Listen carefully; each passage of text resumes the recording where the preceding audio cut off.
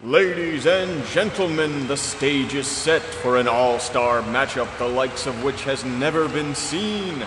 Will Tom Hanks terrify in Tales from the Crypt, or will Ryan Gosling give us Goosebumps? Only time and trauma will tell. This is Put Up Your Spooks!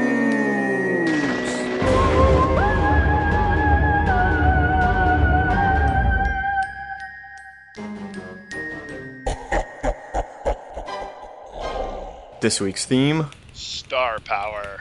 my episode, is a very special episode of Goosebumps, titled Say Cheese and Die, starring none other than Ryan Gosling, the man whose last name I can never remember, even though his initials are the exact same as my own. Maybe that's it. Maybe your brain has already reserved that space. I do hate it when other people are named RG, because it's the only nickname I ever got. That's how boring my life was. If a Gosling is a baby goose, and he's a young Gosling... He's a goose zygote. Yes. Do geese have zygotes? I think they do. I appreciate the opportunity to use the word zygote no matter what, so at least we got that. So, right off the bat, three friends, Greg, played by Ryan Gosling, his friend Bird, and their third friend, Shari, they're scoping out a creepy warehouse where this guy Spidey lives. And Spidey is like a weird, crazy dude with goggles and long silver hair. If you haven't seen the episode, picture Brent Spiner from Independence Day. Yeah. Where he's the weird old scientist. Exactly. He looks exactly like that. Spidey leaves the warehouse, and they sneak in, and they're looking through his junk, and they find a weird bat camera. They're snooping around in Spidey's weird, dilapidated warehouse. They kick open a desk, and on the inside of the desk, they find this weird device that Ryan said looks like a bat, kind of like the '90s Batmobile. Yeah, from or like Batman. Like the cowl, like Owlman's cowl from The Watchmen or something. Yeah, really sleek and winged and strange. And immediately he's like, "I think it's some kind of camera." I'm like, "What?" Camera from that. Yeah, everyone immediately knows that it's a camera, as we'll see. I called him Owlman too. I think it's probably Night Owl. I don't want to lose any of my nerd cred. It's Night Owl. And they take Bird's picture, and suddenly he falls off the platform that he's standing on, but he doesn't die, so I call false advertising on the title of this episode, Say Cheese and Die. He said cheddar. Oh, shit. Loophole.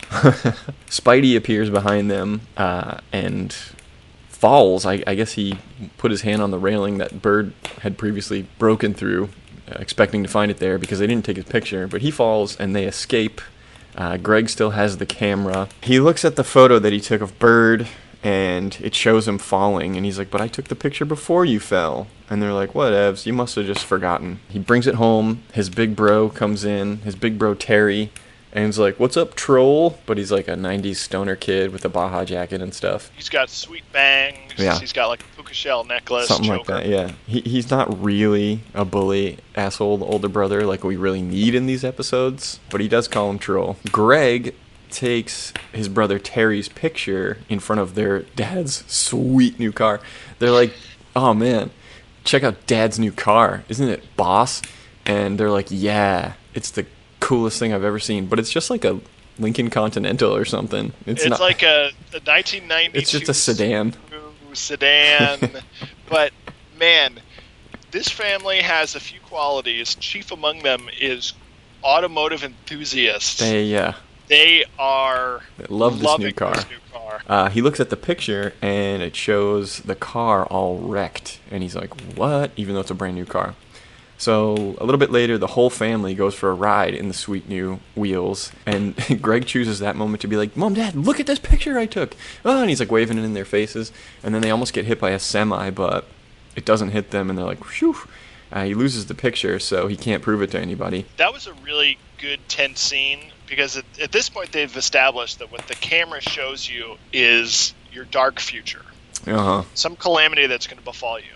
He knows his car's going to get smashed up. And his brother's like, "Hey, you want to go for a ride?" He's like, "No, not now. Not right now." And he's like, "Show me the picture." He's like, "No, I won't show you the picture." Very Hitchcockian. Yeah, and at dinner, his whole family, they're all losing it over this new car. And they're like, "Hey, fuck dinner. Let's all get in this car." Leave the dishes. I don't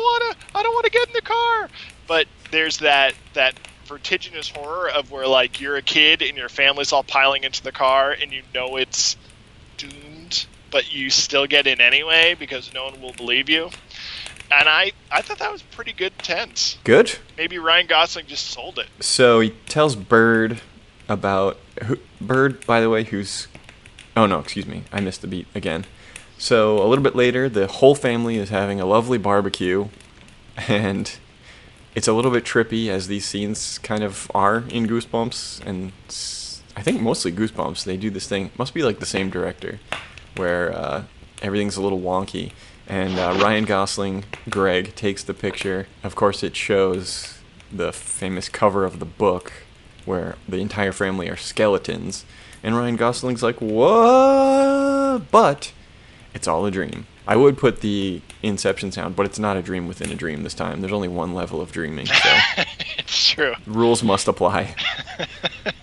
Some modicum of decorum when it comes to the Inception sound.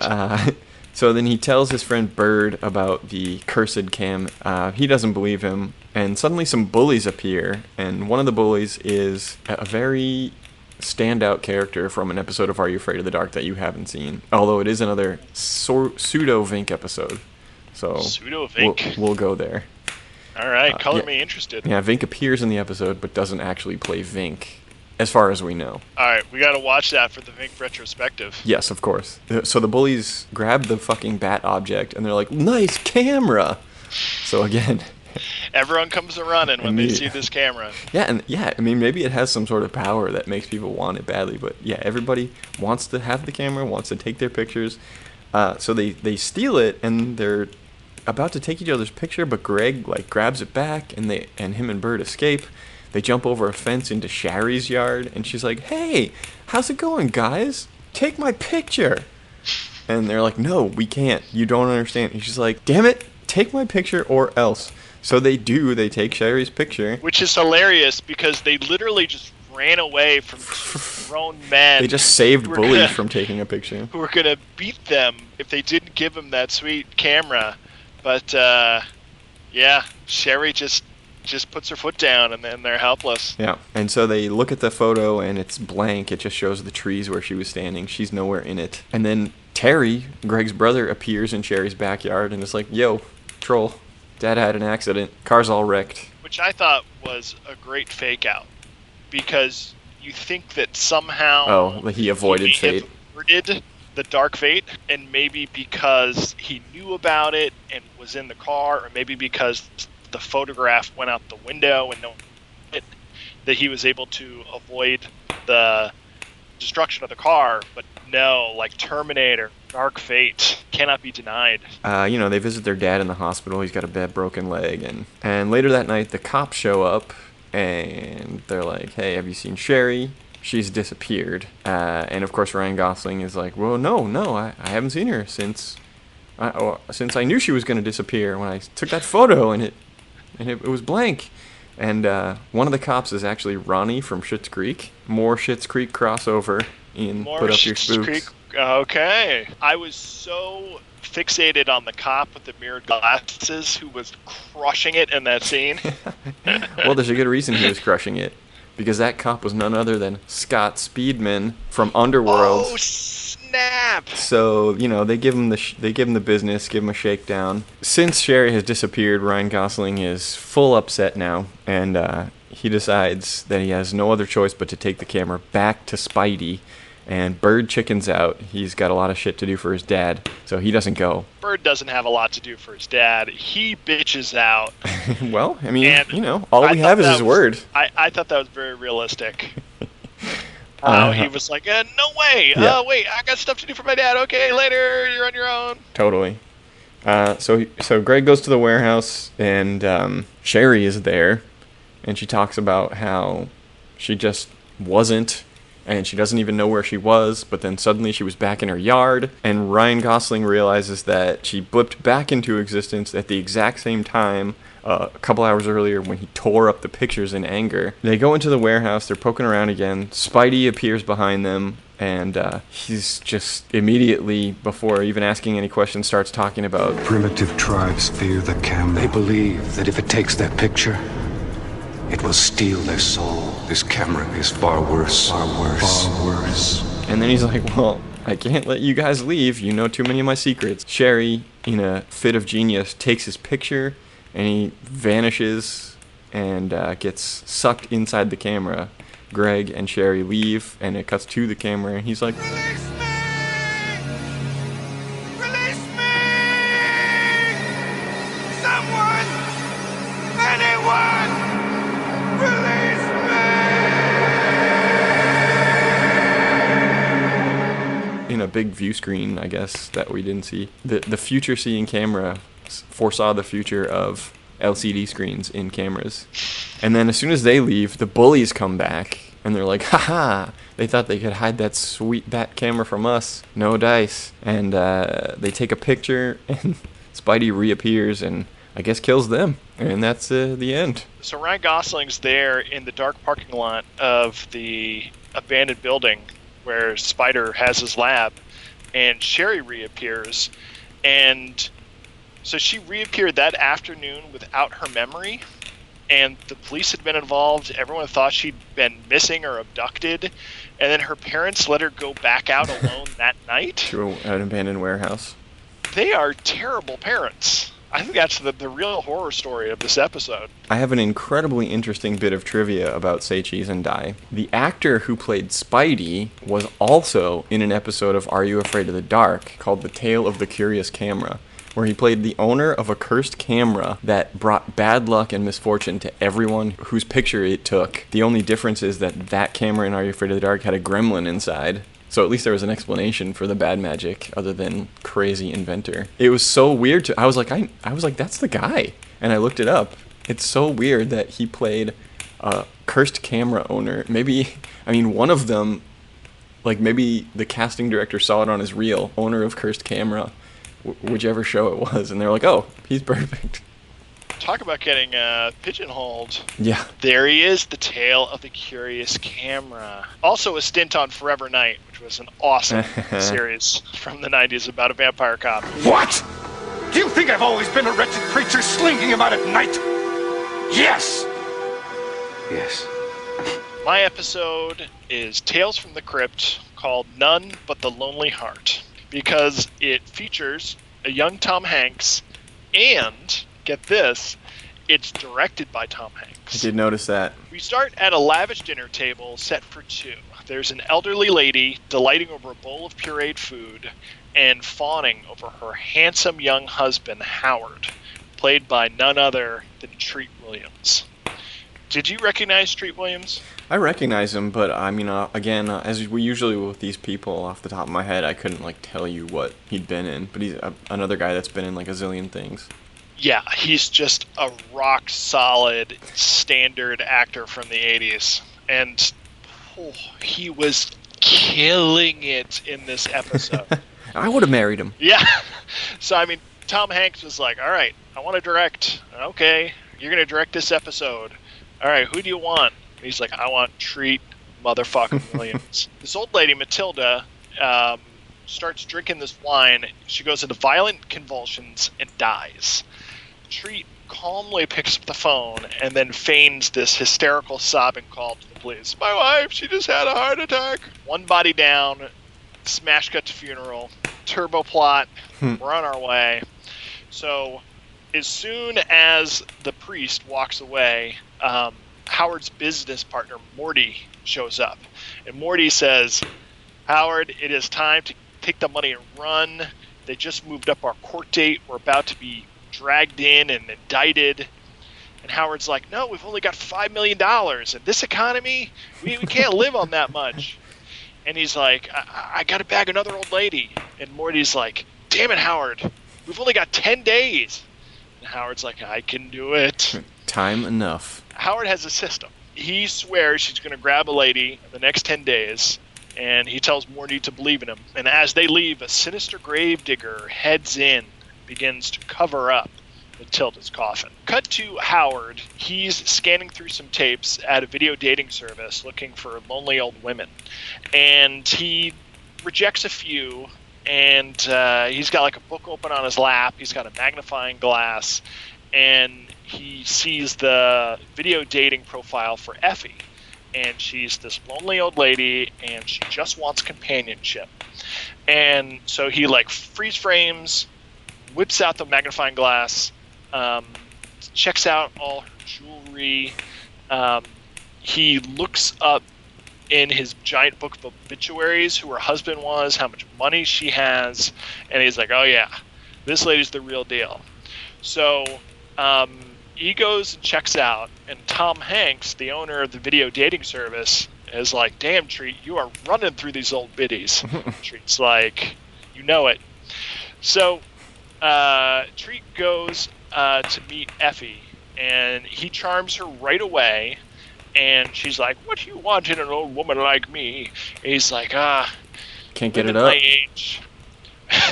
Yes. Sorry.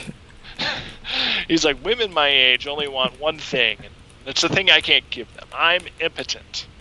So I want the companionship of a mature and worldly older lady.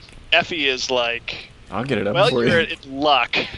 Because I have a secret technique for giving guys boners. So she whisks him away to bed and knocks his socks off. Gross factor, medium. I mean, I was kind of into it. Treat Williams does make the mind wander. The next morning, he gets an anonymous letter, and it says, I know what you did last summer. Actually, it says, another one? Stop before it's too late. And so this throws him into a rage. He rushes over to Morty's office, and his business partner Morty is like shredding documents, and he's like, the heat's on, we got to get out of here. And Howard's like, yeah, one of us does. Grabs Morty's tie, pulls it into the shredder, and then Morty is quickly strangled to death as the shredder pulls his tie taut and crushes the life out of him. Ridiculous. I mean, you're not supposed to wear loose equipment around machinery. I feel like you could have just pulled the lid off. Maybe it was an 80s paper shredder that didn't have safety features. Yeah, maybe his was the final death that led to those important safety innovations. Also, he could have pulled the power cord out. Anything. He could have just knocked it over. Yeah. But it was like blood was coming out, so it was. But he wasn't like feeding himself through the shredder. It was like the tie pulled so tight that it cut into him or something. Yeah, I could see that. Preposterous. So Morty's dead. His business partner is out of the way. So technically, you'd think he now has twice the money, and he can get away with it. But no, he's too greedy. He's in it. So 1 minute later, he and Effie get married, and the butler is not feeling this. Effie's old butler is like, I don't like what's going on here. And Howard's like, yeah, piss off. But the butler's like, oh, I'll piss off, but first, here's an anonymous letter. So Howard opens it up, and it says, I still know what you did last summer. It says, another one? What you're doing to these women is criminal. So Howard's like, shit. He runs back to the video dating service, and he accuses Tom Hanks of blackmail. And then he smashes his head into the TV.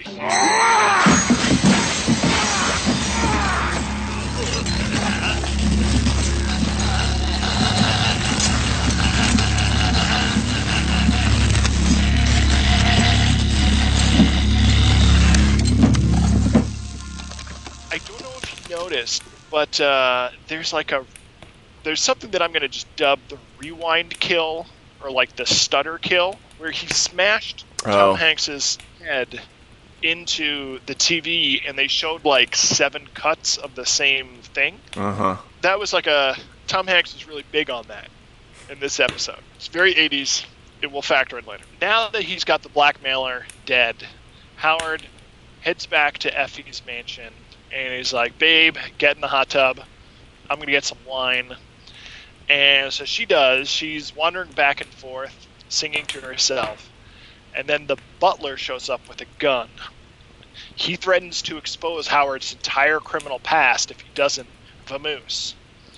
And so Howard's like, okay, you got me. Go ahead, shoot me. Go ahead, pull the trigger, blow me away. And the butler's like, And then Howard, Terminator style, grabs the butler with one arm, chokes the life out of him, and then snaps his neck for good measure. A lot of crunching So Howard, noises. he just annihilating people. He couldn't last forever. He gives Effie some of the poison wine, and she collapses. He grabs the cordless phone, and before he can finish his tearful phone call about his wife dying, she revives and, like, jumps on him. So while still on the phone, he drags her to the staircase and, like, wrestles her and tosses her down the stairs. And he's updating the phone call in real time. And he's like, my wife, she's having convulsions. She's having a heart attack. She died of being wrestled. She fell down the stairs. She broke her neck. Meanwhile, she's going like, "Wah, wah, wah, wah." So I was like, the 911 guy definitely hears that. What we do know about Treat, who can kill people in like 10 seconds flat, is that he's got it down to a science at this point. And everyone believes him no matter what. I mean, it's that chin, those cheekbones, Yep. those blue eyes. I mean, wouldn't you believe him? I would, especially anyone who's appeared in Empire Strikes Back. That's right, uncredited. He's just about to leave for the airport. He's got his first-class tickets to fly to some little island with all his money, plus Effie's money, too, I guess. So he's ready to live the sweet life, but there's another note pinned to the door. It says, I'll always know what you did last summer. Now, it says something like, meet me at the mausoleum. A delightful romp with Audrey Hepburn from 1962. So Howard freaks the fuck out and runs off to the cemetery. And he's hanging out there in the pitch black cemetery, and he's playing it cool. Someone with a flashlight shows up, and he's like, come on, what's this all really all about? You want to blackmail me? You want to cut of the money? What's this about? And then the person who has been writing these notes is Sugar Ray Leonard, the gravedigger. So Sugar Ray doesn't want to blackmail him. He wants to know how Howard is getting these women to fall body and soul in love with him or something. I don't know. I can't tell you how awe I am. All those ladies, so grateful for one last taste of life. What do you do to them? What do you say? I didn't want them to get a hold of you. I wanted you to teach me. Them? Who's them? What is this, a conspiracy? Don't you get it? They want you. They used me to bring you here. Christ, if you could just hear them begging me. Fuck are you talking? Shit, man, they're coming for you. Run! Run! Howard being Howard, he's got to be a killing machine. He's not going to brook with any partners in this endeavor. So he does a running attack with the shovel and decapitates the gravedigger. Super edit style. Super edit style. This is a rewind kill. We see it like 11 times. And once that's done, he flips open the lid to Effie's coffin and is like, well, Effie, at least you're going to have some company. But Effie's coffin is empty. He's like, what? Where is she? And he turns around, and there's Effie. And all his old brides return, and they're all goopy. And they all have robot voices. We couldn't live without you, and we can die without you. They dogpile on him, all his murdered brides, and they eat him? Question mark? I think they do. I feel like I really heard some chewing noises. They were zombies after all. They craved him, and the Crypt Keeper said that they wanted his heart and his spleen and his liver and whatnot. The Crypt Keeper also said, I like a lady who'll give me head. like, and let you keep it. verbatim. I was like, whoa! Even for Tales from the Crypt. Shock factor high. Yeah, even his most recent kill that just happened like days earlier was like a disgusting, decayed skelezombie. We don't know what Sugar Ray Leonard was doing to these insatiable old women. Also, maybe the poison in the wine was like goopified faces. Perhaps. The last bride, the oldest, like the first bride, she was super cool. She was like a cool, full-on skeleton. Her eye popped out. She was crawling. Awesome. Yeah, very excellent. Yeah. I really thought we were going to get a cool shot of, like, was it really Sugar Ray Leonard? Sugar Ray Leonard, yeah. So at first, the episode kind of starts slow. There's a lot of time given to Treat just conning ladies and, like, making business deals and going to the video dating service. And, I mean, he kills that lady, like, right off the bat. Like, the plot, like you said, it gets going really fast, but I honestly thought it was just going to be naively thought it was going to be a simple story where the final woman turns out to be like a crazy person and she gets the drop on him. Like, she's like luring him into her web, but then that didn't happen. It seemed like when she's like, "Oh, I have a way of doing for you what I did for my dead husband." Like, something. Yeah. Her husband died. She had some kind of technique or. And then he was drug giving her the wine, and she was like, "I don't like red." And I was like, "Oh, now we're gonna get into a whole thing where she doesn't drink the wine, and he has to like improvise." But then that didn't really happen, and she just drank the wine. But then she was like, fell on the ground, and it was like real hammy. She was like, "Ooh, oh, ag." And then she fell, and then she was like kind of almost like winking at the camera when he went to the phone.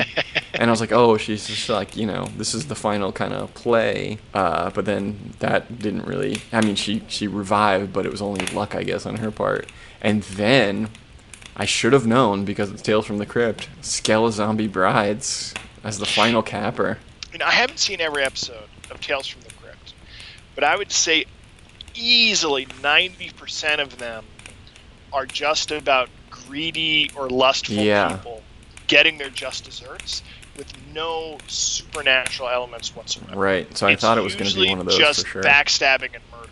So I did not see the full-on zombie bride brigade coming in and taking out Williams. That was awesome. Now that's what I call a happy ending. Shock factor for Tales from the Crypt. High. There's a lot of murder. A lot of it's violent. Some of it's ridiculously violent. I didn't honestly see him throwing Tom Hanks through a television.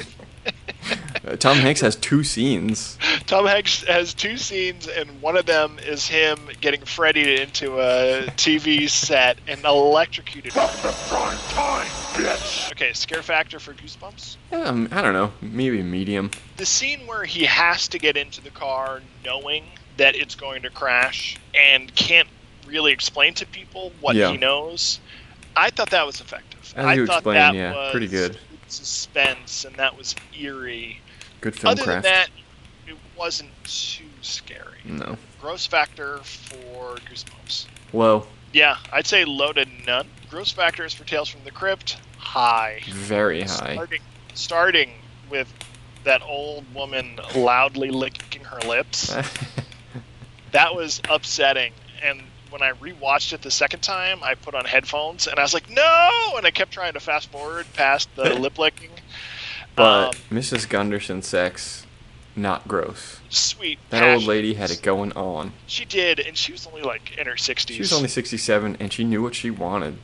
And she wanted a lot of it. Get it. See, she should have been suspicious, though, right off the bat. I mean, I know she knew she was good, but he was like, I haven't been able to make love since high school. But they did it 5 or 6 times, as he says in the episode. She should have been like, wait a minute, you're lying. No, she just has that effect on men. I know clearly. I'm a hot toddy, but I'm not that. I don't have that great I don't know, whatever. Goopy corpse bride cannibalism. Yeah, quite gross. Yeah, for the win. Gross factor high. Body count.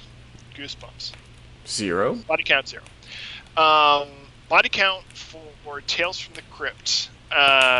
So we've got Matilda, Elizabeth, Claire, Effie, Morty, Tom Hanks, the butler, the gravedigger, and Howard. Howard and Hal. Tales from the Crypt definitely wins on body Tales from the Crypt blows that out of the It annihilates it, yeah. Okay, theme, star power. Theme, star power. I think this is the only category where Goosebumps takes it. I mean, Treat Williams, he's done a lot of things. I wouldn't call him a star. Tom Hanks, only in 2 scenes. Goosebumps has a Gosling and a secret Speedman and Okay. a secret Ronnie from Schitt's Creek. Tales from the Crypt, directed by Tom Hanks, cameo by Tom Hanks, Treat Williams, and then you've got Sugar Ray Leonard. Oh, Sugar Ray Leonard's yeah. Famous boxers of all time. That's actually a lot of star power. Totally 80s versus hella 90s. So Goosebumps, hella 90s. You know what? I'm gonna say The older brother. Oh, the older brother was hella 90s, but other than the older brother and the Lincoln Continental, there was really no 90s action. I wasn't taking a Dutch angle count, so. At first there was a Dutch angle, and then in a later sequence, they just locked the camera off at a Dutch angle. Mhm. I was like, ooh, the second Dutch angle, and that whole scene played out in the Dutch angle, and I was like, oh man, I don't know how we're going to factor this in. So I'm going to give Dutch angle to Goosebumps. For totally 80s, though, Tales from the Crypt had those rewind kills, video dating, if nothing else. and the Treat Williams. the cordless phone being like a pivotal plot real device. character in the show. I miss video dating because it is the most filmic device for setting a scenario up. You've got someone who's lonely or looking for love. You have people speaking directly to camera, saying exactly what they want. Man, that was an age of exposition when video dating was a thing. Let's talk What the Factor. Goosebumps, very confusing at the end. Oh yeah. Definitely had me saying, what the F. But overall pretty low. It's a cursed camera. It does cursing things. Yeah, I thought it was pretty solid for the most part, where they're like, okay, there's this dark future, can we avoid it or not? What's going on? It wasn't until the end where they zapped him into the camera, and then he zapped himself back out, and everything was unclear. Yeah. What the Factor for Tales from the Crypt? I thought the Gravedigger was trying to blackmail him, or at least get him to stop killing women, because the plots were like, what you're doing to these women is criminal. Like, stop another one, you know. The Gravedigger sent the first note to Mrs. Gunderson's house the day after their first date when they hooked up. How the fuck did he know he was there? Well, they established that he's in the Gravediggers Union. So they got people, they got branch offices all over. They're up. They need to know what old rich people are doing because, you know, just money. Yeah, I guess so. It's their future customers. So if I could piece it together, after having watched it twice, Howard was making these women fall in love, then he was murdering them on like the precipice of their greatest passion. So when they peaked in love and passion, you know, when he rekindled the flame within their hearts, he murders them. So they can't die because he's rekindled them. And all these rekindled dead wives are showing up at this one cemetery.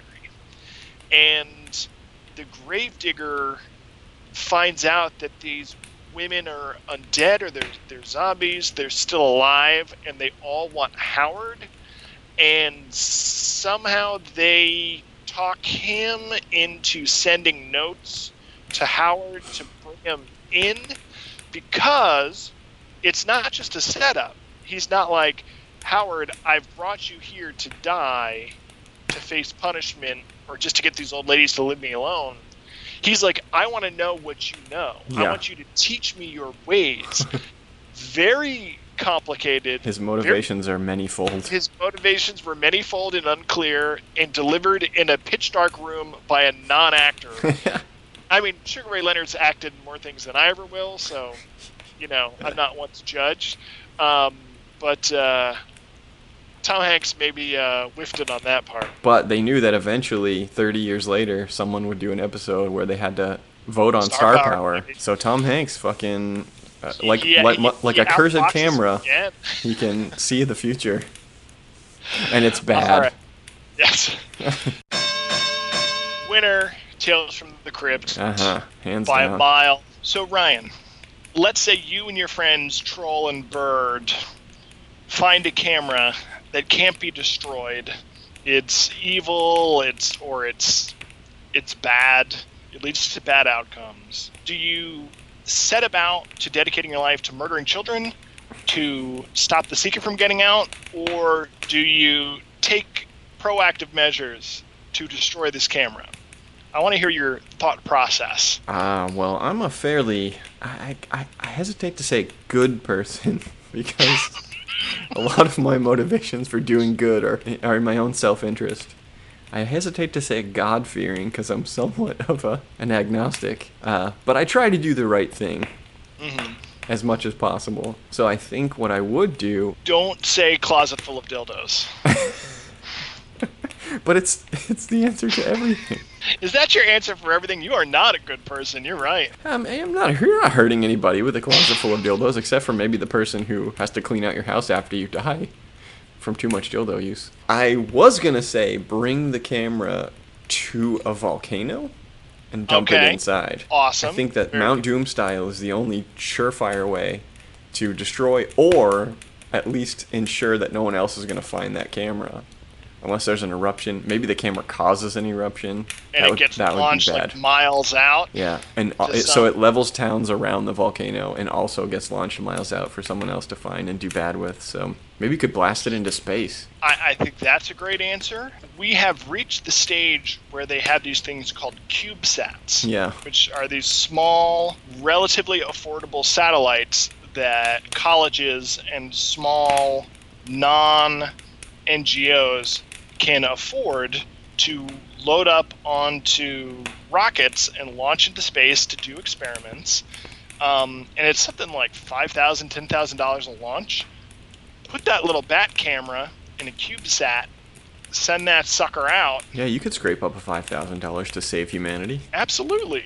I mean, in the time it would take you, living in an abandoned lab like Spider's doing, killing kids or keeping them hostage for the rest of their lives, just get a job at McDonald's. But earn up that money. But what if the camera takes a picture of the Earth? Because the camera kind of causes bad fates to happen. Yeah. It's not just that someone sees the photo and freaks out. No, because Shari literally blipped out of existence. That's right, she Spider blipped. Literally got sucked into Digitized. the camera. Yeah. Digitized. Digitized. So my answer for that was, first step, coat the thing in tar. Oh, yeah. Yep. Or at paint. Least some kind of lens cap. Yeah, a lens cap, a sack. Tar, gum up the lenses and the place where the film comes out. Yep. Because even if this thing is indestructible, which might mean that no adhesive can bond to its surface because it's made of some kind of super space age material, I do think it can be contained. Yeah.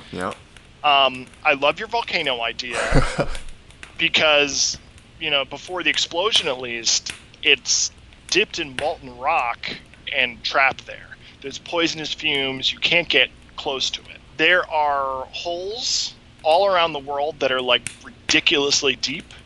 Go to Centralia and just dump it in there. Put it in an old coal mine fire. Exactly. There's this place in Russia called the Well to Hell, and it's the deepest hole in the world. You could dump it in one of those blue holes in the ocean. Yeah, you could dump it in the Marianas Trench. Marianas Trench. The Marianas Trench. I want a marinara trench. Nom, nom, nom, nom. Put it into some marinara. Bring it to the Olive Garden. Put it underneath the bottomless bowl of breadsticks or pasta. Solved. We'll never get to it. Yeah, solved. There's this mine in the Soviet Union called the Kola Super Deep Borehole, and it's so deep that they had to stop drilling because it got so hot. Because that's how far into the core of the Earth it went. And then it filled up with Pepsi. Or get a 3D printer or something like that, and you do a 3D scan of the bat camera, and then you just make hundreds and thousands of duplicate dummy bat cameras, and you sell them on the black market. put them on eBay, you put them on Craigslist, you bury them in landfills, the chances of someone finding the right, even if they're looking for it, finding the right futuristic bat camera just dropped down to like 1 in a trillion at that point.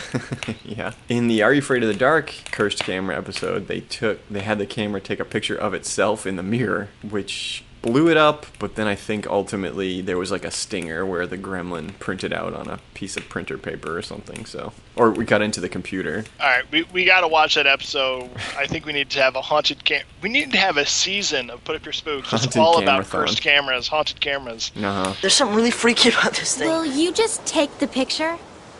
Okay.